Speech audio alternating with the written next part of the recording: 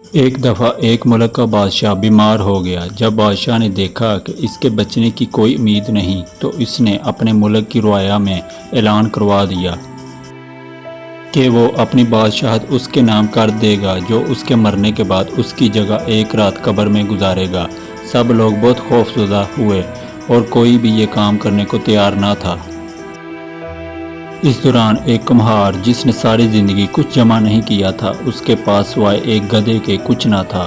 اس نے سوچا کہ اگر وہ ایسا کر لے تو وہ بادشاہ بن سکتا ہے اور حساب کتاب میں کیا جواب دینا پڑے گا۔ اس کے پاس تھا ہی کیا، ایک گدھا اور بس۔ سو اس نے اعلان کر دیا کہ وہ ایک رات بادشاہ کی جگہ قبر میں گزارے گا۔ بادشاہ کے مرنے کے بعد لوگوں نے بادشاہ کی قبر تیار کی اور وعدے کے مطابق کمہار خوشی خوشی اس میں جا کر لیٹ گیا اور لوگوں نے قبر کو بند کر دیا۔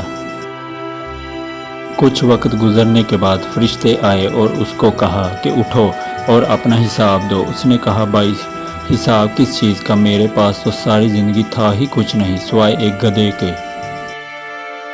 فرشتے اس کا جواب سن کر بولے ذرا اس کا نامہ اعمال کھول کر دیکھیں اس میں کیا ہے۔ بس پھر کیا تھا، سب سے پہلے انہوں نے پوچھا کہ ہاں بھائی فلاں فلاں دن تم نے گدھے کو ایک وقت بھوکا رکھا تھا۔ اس نے جواب دیا ہاں۔ فوری طور پر حکم ہوا کہ اس کو 100 درے مارے جائیں۔ اس کی خوب دھنائی شروع ہو گئی۔ اس کے بعد فرشتوں نے سوال کیا اچھا یہ بتاؤ فلاں فلاں دن تم نے زیادہ وزن لاد کر اس کو مارا تھا؟ اس نے کہا کہ ہاں۔ پھر حکم ہوا کہ اس کو 200 درے مارے جائیں۔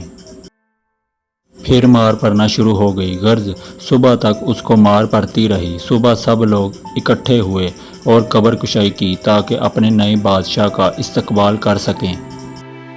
جیسے ہی انہوں نے قبر کھولی تو اس کمہار نے باہر نکل کر دوڑ لگا دی۔ لوگوں نے پوچھا بادشاہ سلامت کدھر جا رہے ہیں؟ تو اس نے جواب دیا او بھائیو پوری رات میں ایک گدھے کا حساب نہیں دے سکا تو پوری رعایا اور مملکت کا حساب کون دیتا پھرے؟ بھی سوچا ہے کہ ہم نے بھی حساب دینا ہے اور پتہ نہیں کہ کس کس چیز کا حساب دینا پڑے گا جو شاید ہمیں یاد بھی نہیں ہے۔